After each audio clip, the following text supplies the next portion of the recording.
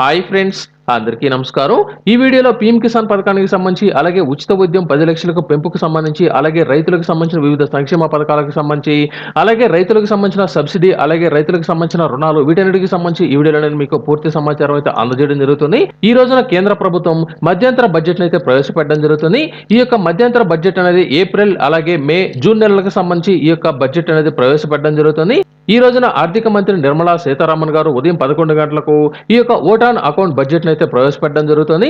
ఎన్నికల్లో తిరిగి అధికారంలోకి రావడం కోసం వివిధ సంక్షేమ పథకాలతో పాటు మహిళలు, అలాగే యువత, అలాగే రైతులకు సంబంధించి ఈ యొక్క బడ్జెట్ లో పలు కీలక నిర్ణయాలు తీసుకునేదానికి అవకాశం ఉన్నట్లు సమాచారం అయితే రావడం జరిగింది. ప్రస్తుతం ఈ యొక్క 3 నెలలకు సంబంధించి మాత్రమే ఈ యొక్క ఓట్ ఆన్ అకౌంట్ బడ్జెట్ అనేది ప్రవేశపెట్టడం జరుగుతుంది.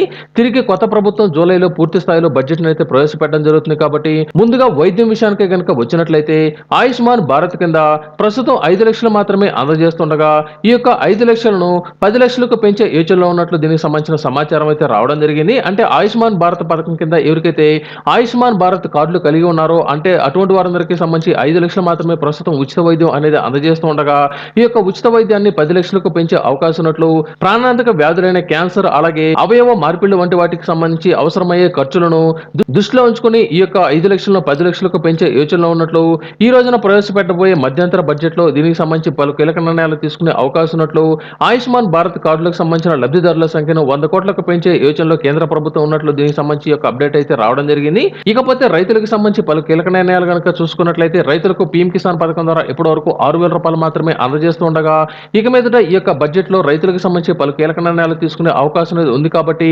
9,000 రూపాయలకు పీఎం కిసాన్ పథకానికి సంబంధించిన నిధులు పెంచే యోచనలో ఉన్నట్లు దీనికి సంబంధించిన ఒక అప్డేట్ అయితే రావడం జరిగింది. ఒకవేళ ఈ యొక్క బడ్జెట్ లో పీఎం కిసాన్ కి సంబంధించి 9,000 రూపాయలు కనుక పెంచినట్లయితే ప్రతి విడతలో ఇప్పటి వరకు 2,000 రూపాయలు అందజేస్తుండగా, ఇక మీద ప్రతి విడతలో 3,000 రూపాయలు అందజేసేదానికి అవకాశం ఉంది. అలాగే రైతులకు సంబంధించి వివిధ సబ్సిడీలు, అలాగే రైతులకు సంబంధించిన రాయితీలు పెంచే విషయంలో కూడా ఈ పలు కీలక నిర్ణయాలు తీసుకోబోతున్నట్లు, అలాగే పీఎం కిసాన్ పథకానికి సంబంధించిన కిసాన్ క్రెడిట్ కార్డులు ఎవరైతే కలిగి ఉన్నారో అటువంటి వారందరికి సంబంధించి ఎటువంటి డాక్యుమెంట్లు అనేది బ్యాంకులో సమర్పించాల్సిన అవసరం అనేది లేకుండా, ఎటువంటి పూచీకత్తు అనేది లేకుండా పీఎం కిసాన్ పథకం ద్వారా ప్రతి సంవత్సరం 6,000 రూపాయలు అనేది ప్రస్తుతం ఎవరికైతే వస్తున్నాయో అటువంటి వారందరికీ సంబంధించి 3 లక్షల వరకు ఎటువంటి డాక్యుమెంట్స్ అనేది సమర్పించాల్సిన అవసరం అనేది లేకుండా 3 లక్షల వరకు రైతులకు ఈ యొక్క రుణాలు అందజేసే విధంగా చర్యలు చేపట్టే అవకాశం ఉన్నట్టు కూడా సమాచారం అయితే రావడం జరిగింది. ఇప్పటికే 3 లక్షల రూపాయలు అనేది లబ్ధిదారులైన రైతులకు కిసాన్ క్రెడిట్ కార్డుల ద్వారా అందజేస్తుండగా, ఈ యొక్క 3 లక్షలను 5 లక్షలకు పెంచే అవకాశం కూడా ఉన్నట్లు, అది కూడా తక్కువ వడ్డీకే ఈ యొక్క రుణాలు అనేది అందజేసే విధంగా చర్యలు చేపట్టడం జరుగుతుంది. ప్రస్తుతం 7% వరకు వడ్డీ అనేది అందజేస్తుండగా, ఎవరైతే ఈ యొక్క వడ్డీ డబ్బులు అనేది సక్రమంగా చెల్లిస్తారో అటువంటి వారందరికీ సంబంధించి మరొక 3% రాయితీ ఇచ్చే యోచనలో కూడా ఉన్నట్లు సమాచారం అయితే రావడం జరిగింది. అలాగే ఇటీవల కాలంలో దేశంలో అన్ని నిత్యావసర ధరలు భారీగా పెరిగిపోవడంతో, ప్రధానంగా పప్పులు, నూనెలు, బియ్యం, గోధుమ ధరలు పెరుగుతుండటంతో వీటిని నియంత్రణలో భాగంగా ఈ రోజున పలు కీలక నిర్ణయాలు తీసుకునే దానికి అవకాశం ఉన్న ఒక అప్డేట్ అయితే రావడం జరిగింది.